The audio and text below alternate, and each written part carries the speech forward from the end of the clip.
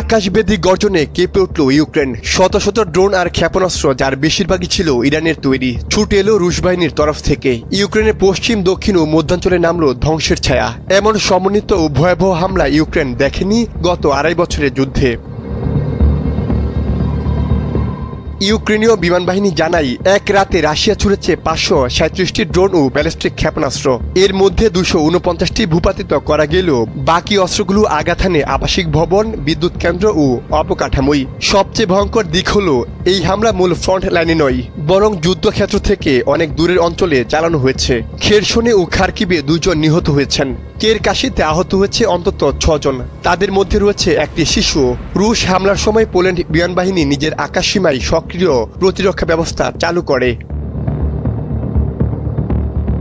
চুপ ছিল না কিয়েভও। পাল্টা হামলায় রাশিয়ার 3টি হেলিকপ্টার এবং একটি আকাশ প্রতিরক্ষা ইউনিট ধ্বংস করার দাবি করছে। সেই ঘাঁটিতে ছিল রুশ বাহিনীর ড্রোন স্টোরেজ, অস্ত্রাগার ও নজরদারি ইউনিট। সবকিছুই রাতভর হামলায় ধ্বংস হয়েছে বলে জানিয়েছে ইউক্রেনের গোয়েন্দা সংস্থা SBU।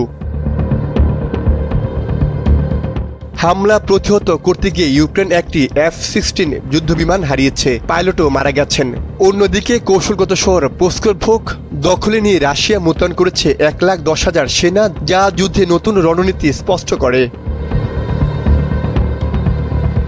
বিশ্লেষকরা বলছেন, ইরানের ড্রোন প্রযুক্তি এখন রুশ সামরিক শক্তির বড় অংশ হয়ে উঠেছে।